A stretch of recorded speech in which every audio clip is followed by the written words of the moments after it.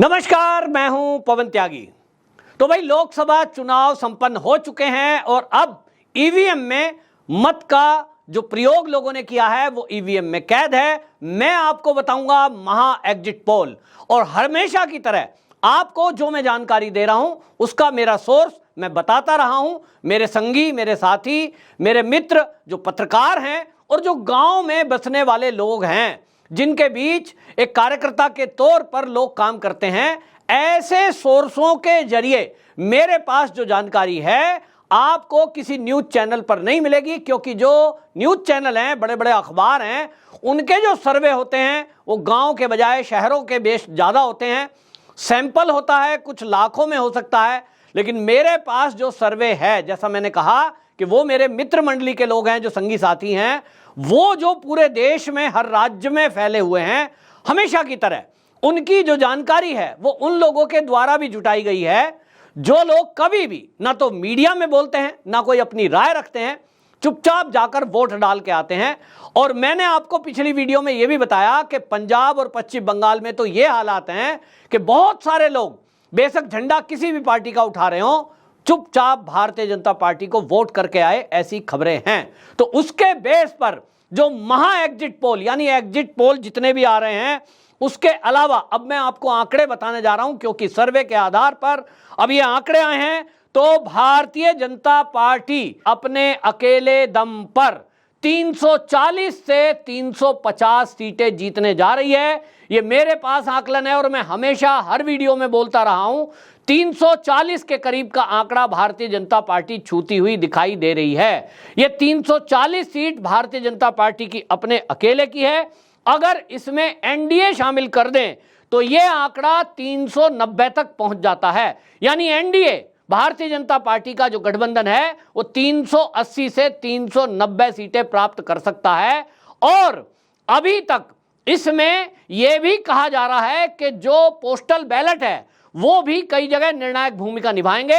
यह भी हो सकता है कि 400 पार एनडीए हो जाए।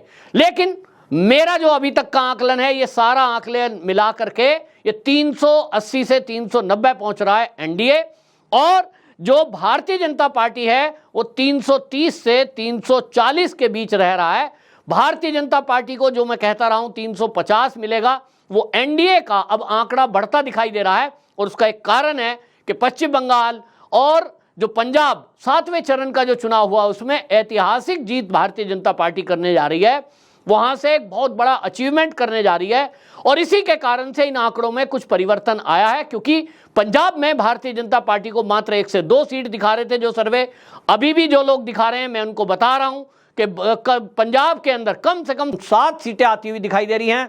वहीं पश्चिम बंगाल की अगर बात करें तो पश्चिम बंगाल में जो 26-25 सीटें मैं बता रहा हूं, तो 26 सीटें कम से कम वेस्ट बंगाल में आती हुई दिखाई दे रही हैं। टोटल अगर मैं सीटों की बात करूं तो टोटल सीटें जैसे मैंने बताई आपको कि जो भारतीय जनता पार्टी की अकेले की अपनी सीट है वो 330 से 340, एनडीए की 380 से 390, और कांग्रेस की यहां जैसा मैंने कहा 50 का आंकड़ा कांग्रेस पार नहीं करेगी। ये कांग्रेस 40 से 45 सीटों पर सिमटती जा रही है। इंडी अलायंस यानी इंडी गठबंधन की अगर बात करें तो ये 100 से 110 सीटों पर सिमटती हुई नजर आ रही है। अदर्स में 90 सीटें दिखाई दे रही हैं कि अदर्स जो हैं छोटे दल और उन्होंने मिला करके जो ना एनडीए का हिस्सा और ना है, तो टोटल ये जो है 543 सीटों का आकलन है। अब मैं आपको बताऊंगा कि स्टेट वाइज, राज्य वाइज जो मेरे पास है कि राज्य में क्या स्थिति होगी। शुरुआत करता हूं आंध्र प्रदेश से। तो आंध्र प्रदेश में आपको बता दूं कि वहां पर टोटल सीट है 25 में से 18 सीटें एनडीए को मिलने जा रही है। ये बहुत बड़ी खबर और एक बहुत बड़ा एक भारतीय जनता पार्टी के पक्ष में जाता हुआ मैंडेट दिखाई दे रहा है। जैसा कि हम शुरू से सुनते रहे हैं कि साउथ में भारतीय जनता पार्टी इस बार बड़ा गेम करने जा रही है, बड़ा गेन करने जा रही है। तो इसी में आपको बता दूं TDP 13, YSR Congress 7, Bharatiya Janata party की 3, जेएसपी की 2 सीटें आती हुई दिखाई दे रही हैं। इसी तरह अगर तेलंगाना की बात करें, तेलंगाना में बहुत बड़ा परिवर्तन दिखाई दे रहा है और उसके पीछे अन्नामलाई जो मेहनत की है वो रंग लाती दिखाई दे रही है। भारतीय जनता पार्टी को यहां 12 से 14 सीटें मिल सकती हैं। जी हां, चौंकिए मत, 12 से 14 सीटें भारतीय जनता पार्टी को तेलंगाना में, कांग्रेस को मात्र 2 सीटें, बीआरएस को 1 सीट मिल सकती है, एआईएमआईएम को 1 सीट मिल सकती है। कर्नाटक की अगर बात करें, कर्नाटक में टोटल 28 सीटें हैं और उस 28 सीटें में जो भारतीय जनता पार्टी है उसको 23 और जेडीएस को 3, कांग्रेस को 2, और ये इस तरह से 28 सीटों का आकलन है। और आपको बता दूं कि कांग्रेस की जो 2 सीटें हैं यहां भी कड़ी टक्कर है, ये सीट एनडीए में शामिल हो सकती है। इसी तरह तमिलनाडु की बात करें तो तमिलनाडु में 39 सीटें टोटल हैं, जिसमें डीएमके को 21, कांग्रेस को 8 और सीपीआई को 4। भारतीय जनता पार्टी को यहां 2 सीटें मिलने का अनुमान है तमिलनाडु में।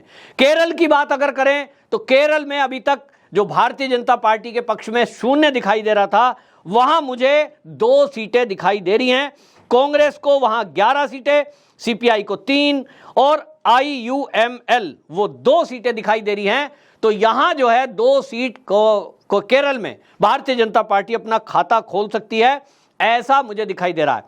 असम की अगर बात करें तो असम में टोटल 14 सीटें हैं, वहां भारतीय जनता पार्टी के पक्ष में 10 सीटें आ सकती हैं, 14 में से 10, कांग्रेस को 1 और एआईयूडीएफ को 1 सीट आ सकती है। ऐसा असम में चमत्कार होने जा रहा है और यह अनुमान था, क्योंकि हेमंत बिस्वा शर्मा जिस तरह से काम कर रहे हैं, वहां जिस तरह से चीजों को मैनेज किया गया, जिस तरह से विकास का काम हुआ है, उसके कारण से बहुत बड़ा यह अचीवमेंट है और इसकी उम्मीद थी।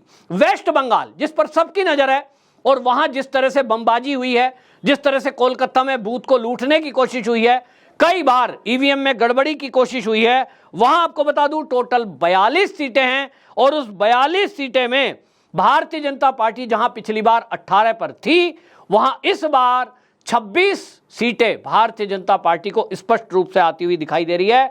2 सीटों पर टफ फाइट है, यानी ये 28 भी हो सकता है, 26 भी रह सकता है। 26 तो मिनिमम बीजेपी की क्लियर है। 2 सीट यानी बढ़ोतरी भी हो सकती है, वो 28 भी हो सकती है अगर उस टफ फाइट में बीजेपी के पक्ष में वोट जाता है। टीएमसी मात्र 13 सीटों पर यहां सिमटेगी, कांग्रेस को 2 सीटें मिलती हुई दिखाई दे रही हैं और यह बहुत बड़ा झटका ममता बनर्जी के लिए है। और यहां आपको एक बात और बताता चलूं, जिस तरह से मोदी जी ने घोषणा करी थी कि अगले 6 महीने में राजनीतिक भूचाल, वो सबसे बड़ा भूचाल वेस्ट बंगाल से शुरू होगा। अगर टीएमसी के लोगों ने कुछ गुंडागर्दी करने की कोशिश की, बीजेपी के कार्यकर्ताओं पर हमला करने की कोशिश की, तो ये याद रखें ममता बनर्जी, मैं धमकी नहीं दे रहा, मैं सूचना बता रहा हूं कि अब वहां राष्ट्रपति शासन लगाने में कोई गुरेज केंद्र नहीं करेगा। तो इसीलिए वहां शांति से लोगों को रहना चाहिए, ऐसा मेरी सलाह है। बिहार की बात करें तो बिहार में 40 सीटें हैं। इस 40 में पिछली बार 39 सीटें एनडीए के पास थी, तो वो 39 सीटें इस बार भी दिखाई देती हैं। किस तरह से? जेडीयू को 12 और भारतीय जनता पार्टी को 17, ये 29 सीटें होती हैं और एलजेपी को 5 सीट, लेकिन आरजेडी की सीटें इस बार बढ़ रही हैं, तो वो 3 सीट आरजेडी को, यानी तेजस्वी यादव की जो मेहनत है, मैं हमेशा इस बात को कहता रहा हूं, तेजस्वी यादव ने बहुत बेहतरीन तरीके से प्रचार किया है, बहुत बेहतरीन चुनाव लड़ा है, शालीनता से अपने भाषण दिए हैं। राहुल गांधी से भी अगर मैं कंपैरिजन करूं तो राहुल गांधी से भी कहीं ऊपर बड़ा नेता मुझे उस तरह से प्रचार प्रसार और भीड़ जुटाने में, लोकप्रियता में तेजस्वी यादव दिखाई दे रहा है और उसकी मेहनत दिख रही है। हालांकि दावे 15 के कर रहे थे, कितने के कर रहे थे, लेकिन 3 सीटें तेजस्वी यादव यानी आरजेडी को मिलती हुई दिखाई दे रही हैं। ओडिशा की बात करूं तो भारतीय जनता पार्टी की जैसे उम्मीद थी, बड़ा एक अचीवमेंट करने जा रही है। ओडिशा में टोटल 21 सीटें हैं, वहां एनडीए 21 में से 14 सीटें जीतने जा रही है, 14। बीजेडी को 7 सीटें मिलने के अनुमान है, 2 पर टफ है, यानी 5 पर भी अटक सकती है, ये एक अनुमान आ रहा है। ओडिशा में जो एनडीए है ये 14 से 16 भी हो सकता है। छत्तीसगढ़ की बात करूं तो छत्तीसगढ़ में 11 सीटें हैं, भारतीय जनता पार्टी 11 में से 10 सीटें जीतने जा रही है। ये एक आकलन है, बाकी चीजें तो 4 तारीख को खुलासा होगा। उत्तर प्रदेश, जिस पर सबसे ज्यादा लोग कह रहे हैं, समाजवादी पार्टी के जो फॉलोवर हैं और जो कांग्रेस है वो एक दावा कर रहे थे जी 20 सीटें इस बार कम हो जाएंगी बीजेपी की। तो वहां के बारे में जैसा कि मैं पहले से कहता रहा हूं, अब वो जो अनुमान आ गया है, जो आकलन आ गया है, जो सर्वे की रिपोर्ट आ गई है, इस पर मोहर लगी है। जो मैं बात शुरू से बोल रहा हूं, 75 सीटें 75 भारतीय जनता पार्टी एनडीए 75 सीटें मिलेंगी, टोटल 80 सीटें हैं। और वहां पर जो आरएलडी है, आरएलडी को 2 सीटें मिल रही हैं, समाजवादी मात्र 4 सीटों पर यानी परिवार की सीटों पर सिमटेगा। और वहीं आपको बता दें जो कांग्रेस है, उस कांग्रेस के खाते में अभी मुझे कोई एक भी सीट जाती नहीं दिखाई दे रही है। एक भी सीट कांग्रेस नहीं जीतने जा रही है। उत्तर प्रदेश में कांग्रेस का खाता भी नहीं खुल रहा है। 75 सीटें जीतकर एनडीए इतिहास रचने जा रही है उत्तर प्रदेश में। ये बाबा जी का काम, इंफ्रास्ट्रक्चर, लॉ एंड ऑर्डर की सिचुएशन पर मोहर लगी है। गुजरात में 26 सीटें हैं, 26 में से 26 एक बार फिर गुजरात के लोगों ने मोदी जी की झोली में डाली हैं। राजस्थान की बात करें तो राजस्थान में 25 टोटल सीटें हैं, उसमें एनडीए को 23 मिलने जा रही हैं और इंडी गठबंधन को 2। भारतीय जनता पार्टी 23, कांग्रेस 1 और आरएलपी उसको 1 सीट मिलेगी राजस्थान में। इस तरह से अलग अलग सीटों का मैंने बताया। बात मध्य प्रदेश की करें तो 29 सीटें हैं और 29 में से 29 भारतीय जनता पार्टी जीत रही है। जैसा कि शिवराज सिंह चौहान को हम हमेशा सुनते थे कि हम यहां से 29 कमल के माला क्या जो है मोदी जी के गले में डालेंगे, वो चीज होती दिखाई दे रही है। उत्तराखंड की बात करें तो उत्तराखंड में टोटल 5 सीटें हैं, 5 की 5 भारतीय जनता पार्टी जीत रही है। इसी तरह महाराष्ट्र की बात करें, सब लोग चर्चा कर रहे थे महाराष्ट्र में कि साहब उद्धव ठाकरे अलग हो गए, अब तो एनसीपी ऐसा हो गया। टोटल 48 सीटें हैं और उस 48 सीटों में भारतीय जनता पार्टी 20, शिवसेना यानी एकनाथ शिंदे वाली शिवसेना जो निशान मिला है उसको 8 और एनसीपी अजीत पवार 2 और आरएसपीएस को 1 और कांग्रेस 7 सीटें और उद्धव ठाकरे की जो शिवसेना है उसको 6 सीटें, 5 सीटें मिलती हुई 5 का अनुमान दिखाया जा रहा है। तो यहां टोटल जो है 48 सीटें हैं और उस टोटल में एनडीए को 32 से 35 सीटें आती हुई दिखाई दे रही हैं। वहीं इंडी अलायंस जो है उसको 11 से 14 सीटें मिलती हुई दिखाई दे रही हैं। हरियाणा की बात करें तो हरियाणा में कहा जा रहा था भाई बड़ा ही लहर उल्टी है, बस अब की बार तो बीजेपी का सुपड़ा साफ हो जाएगा। वहां 10 में से 8 सीटें, जी हां 10 में से 8 सीट भारतीय जनता पार्टी जीत रही है। 2 सीटें इंडी गठबंधन को, वो भी मैं आपको बता दूं टफ फाइट है, किधर भी हो सकता है। बहुत कम मार्जिन से बीजेपी जीतेगी तो अगर जीतेगी, वरना वो 2 सीटें मैं दे के चल रहा हूं। सर्वे यही बता रहे हैं कि बहुत टफ फाइट है, कुछ भी कहना मुश्किल है। तो इसलिए मान ही लो कि 10 में से 8 एनडीए को मिलेगी। पंजाब की बात करें तो पंजाब जैसा कि मैंने कहा बहुत लोकप्रिय चुनाव है और अट्रैक्शन इसलिए था कि भारतीय जनता पार्टी को तो 2 सीटें बता रहे थे। अंडर करंट जो मैंने वहां के पत्रकारों से बात की है और जैसा मैंने कहा संगी साथी, उनसे जो मेरी बातें हुई है, बहुत सारे ऐसे लोग हैं जिनके घर पर, मकान पर झंडा लग रहा होगा कांग्रेस का या झाड़ू का या किसी अकाली का, लेकिन वो वोट कहां करके आए हैं वो बताते हैं कि साहब बीजेपी को वोट दे के आए हैं। तो वहां पर 13 सीटें हैं। 13 सीट में आपको बता दूं कि वहां पर भारतीय जनता पार्टी को 7 सीटें मिलने जा रही हैं। कांग्रेस का सुपड़ा साफ पंजाब में हो सकता है, फिर भी जो टफ फाइट में उनको जीतने का एक चांस दिखाई दे रहा है वो मात्र 1 सीट पर दिखाई दे रहा है। 1 सीट पर कांग्रेस जीत सकती है। वहां जो आप है उसको 2 सीटें मिलती दिखाई दे रही हैं। ये पंजाब का आकलन है, यानी भारतीय जनता पार्टी पंजाब में भी एक बार इतिहास रच रही है, 7 सीटें जीतती हुई दिखाई दे रही है। हिमाचल प्रदेश में टोटल 4 सीटें हैं, चारों की चारों भारतीय जनता पार्टी जीतेगी। झारखंड में टोटल 14 सीटें हैं, वहां पर बीजेपी 7, कांग्रेस को 2, झारखंड मुक्ति मोर्चा को 3 और आईसू जो है उसको 1 सीट मिलेगी। भारतीय जनता पार्टी को यहां 8 सीटें मिल सकती हैं।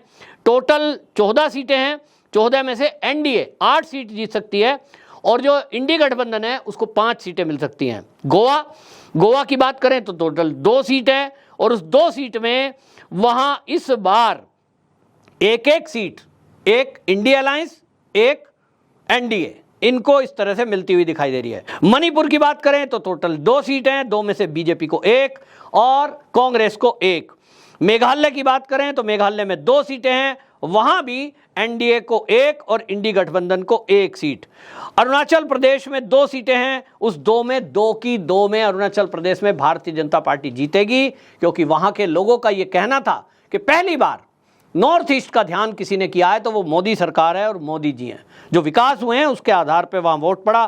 त्रिपुरा में टोटल 2 सीटें हैं, 2 में 1 भारतीय जनता पार्टी को, 1 टीएमपी को मिलेगी। और इसी तरह से ये जो है यूटी की अगर बात करूं तो भारतीय जनता पार्टी में अंडमान निकोबार में बीजेपी को 1, कांग्रेस को 0, चंडीगढ़ में भारतीय जनता पार्टी को 1, कांग्रेस को 0, वहीं 1 सीट की बात कर रहा हूं मैं। और दादर नगर हवेली में 1 भारतीय जनता पार्टी को मिलेगी, और दमन और दीव में भी भारतीय जनता पार्टी जीत रही है, नागालैंड में भी भारतीय जनता पार्टी को मिलेगी, लक्षद्वीप में भी भारतीय जनता पार्टी जीत रही है, और पुडुचेरी में भी भारतीय जनता पार्टी जीत रही है।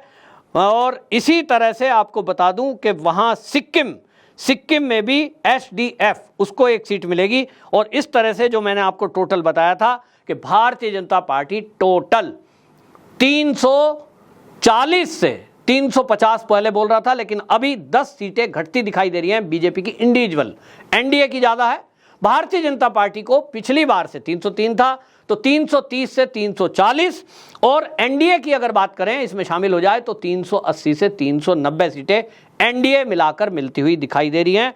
ये अनुमान है, और ये अनुमान जैसा मैंने कहा आप देखेंगे जब ये 4 तारीख को रिजल्ट आएगा, आप इस न्यूज़ को संभाल के रखें, स्क्रीनशॉट लेकर रखें, आप देखेंगे कि किस तरह से ये जो आपको सर्वे मैंने बताया सटीक निकलता है। वंदे मातरम।